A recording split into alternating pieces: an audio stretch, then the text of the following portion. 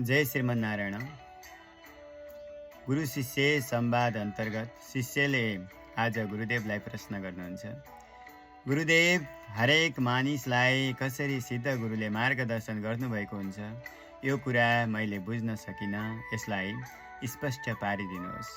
शिष्यको आज्ञा अनुसार गुरुदेव आज्ञा गर्न थाल्नुभयो। हाम्रो शास्त्र र हामीले बच्चादेखि सिकेर आएका मानवताका कुराहरू सबै सिद्ध गुरुका उपदेशहरू हुन्। अरूलाई दुःख दिनु हुँदैन र दुखीको सेवा गर्नुपर्छ। अखाद्य खानेकुरा खानु हुँदैन र भगवानलाई चढाएर खानुपर्छ। चोरी गर्नु हुँदैन र दान गर्नुपर्छ। झुट बोल्नु हुँदैन, सधैँ सत्य बोल्नुपर्छ। भोग्य पदार्थ थुपार्नु हुँदैन र जति आफूलाई चाहिन्छ त्यति राख्नुपर्छ र बाँकी भएको जोसँग छैन उसलाई दिनुपर्छ। बिहान चाँडै उठेर शौचादि कर्म सकेर सन्ध्या उपासनामा बस्नुपर्छ। शास्त्र अध्ययन र सत्सङ्गमा दैनिक समय दिनुपर्छ। आफ्नो अगाडि जस्तो स्थिति आउँछ त्यसलाई धैर्यताको साथमा सहनुपर्छ। सधैँभरि आफूसँग भएको सम्पत्ति र परिवारजनलाई भगवानको सम्पत्ति सम्झनुपर्छ। आदि उपदेशहरूलाई सिद्ध गुरुले सबैलाई दिनुभएको छ। जसले यी उपदेशहरूलाई दैनिक जीवनमा पालन गर्दछ उसको लागि गुरु साक्षात्कार हुनु भएर जीवनमा सधैँ साथमा रहनुहुन्छ र जीवनको हरेक क्षेत्रमा मार्गदर्शन गरिरहनुहुन्छ। जसले जन्मजात गुरुबाट पाएको यी शिक्षालाई वास्ता गर्दैन उसको अगाडि गुरु कहिल्यै पनि साक्षात्कार हुनुहुन्न। जन्मजात प्राप्त गरेर आएको उपदेशलाई जसले पालन गर्दछ उसको लागि गुरु जहिले पनि सुलभ हुनुहुन्छ र पालन नगर्ने मानिसको लागि भगवान शङ्करजी नै गुरुको रूपमा उपस्थित हुनु भए पनि अवज्ञा गर्नेले गरेरै छोड्छ। मोहग्रस्त मानिसले भौतिक सुख सम्पत्ति प्राप्त हुँदा यी सबै मैले गरेको भनेर अभिमान गर्छ र यदि दुःख र विघ्न बाधा आयो भने सबै अरूले गर्दा आएको हो भनेर अरूलाई दोष दिएर निन्दा गरेर बस्छ। यदि आफूले आफूलाई सोध्ने हो भने न त धन सम्पत्ति आफ्नो हुन्छ र न सफलता आफ्नो हुन्छ, साथै न असफलतामा अरूको कारण हुन्छ।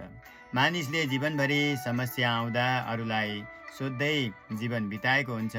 किन सोध्ने मानिस खोज्दै हिँडेको हुन्छ त भन्दा आफूले आफूलाई विश्वास गर्न नसकेर जुन दिन आफूले आफूलाई विश्वास गर्न सिक्छ त्यो दिनबाट सोध्ने मानिस पनि सकिन्छ। आफू नै आफ्नो भगवान हो, आफू नै आफ्नो गुरु हो, आफू नै आफ्नो मित्र हो र आफू नै आफ्नो दुश्मन हो। आफूले आफूलाई कस्तो बनाउने यो आफ्नै हातमा हुन्छ। अरूलाई दोष दिएर मानिसले जीवनमा के पाउँछ? सिद्ध गुरुले दिएको उपदेश हरेक मानिसको श्वास प्रश्वासमा बसेको छ। जसले यसलाई पालन गर्छ उसको सामु सदा सिद्ध गुरु उपस्थित हुनुहुन्छ र जसले वास्ता गर्दैन उसको अगाडिको गुरुलाई कहिले पनि देख्दैन। जस्तो एउटा चोरलाई पनि सिद्ध गुरु भित्र बसेर भन्नुभएको हुन्छ, तिमी गलत कर्म गर्दैछौ, तर चोरले गुरुको बाणीलाई मान्न तयार नभएर चोरेर हिँड्छ भने उसले भोग्नुपर्ने कार्य फललाई त भोग्नै पर्छ। सिद्ध गुरु हरेक मानिसको साथमा बस्नु भएर एकनाश प्रेरणा दिइरहनुहुन्छ। बिहान चाँडै उठ्नु, स्नान गर्नु, सन्ध्योपासना गर्नु, लोभ नगर्नु, शास्त्र अध्ययन गर्नु, अरूको सेवा गर्नु, कसैलाई दुःख नदिनु आदि बाणी हरेक मानिसभित्रबाट प्रकट भइरहेको हुन्छ। जसले यसलाई श्रद्धा अनुसरण गर्छ उसलाई यसपछि यो भनेर सिद्ध गुरुले मार्गदर्शन गरिरहनुहुन्छ। यदि कसैले वास्ता गरेन भने ऊ शिष्य बन्न सक्दैन र स्वेच्छापूर्वक गलत कर्ममा फस्न जान्छ। भनिन्छ गुरुले शिष्य खोजेर हिँड्नु भएको हुन्छ। गुरुले त एकनाश दिइरहनु भएको छ, तर लिनेवालाले लिँदैन भने गुरुको दोष कहाँ? हरेक मानिस जन्मेर आउँदा गुरुलाई साथमै लिएर आएको हुन्छ। साथमा भएको गुरुलाई अपमान गरेर गुरुको मार्गदर्शन विपरीत कोही हिँड्छ भने उसलाई गुरुले के गर्न सक्नुहुन्छ? न त गुरुले सम्झाउनुहुन्छ न त त्याग्नुहुन्छ। कसैले गुरुलाई समात्यो भने गुरुले छोड्नु हुँदैन र कसैले त्याग्यो भने समाउनु पनि हुन्न। गुरुको यो नियमलाई बुझ्नुपर्छ। भएर पनि सिद्ध गुरु अदृश्य रहनुहुन्छ र अदृश्य भएर फेरि अदृश्य रूपमै रक्षा पनि गर्नुहुन्छ।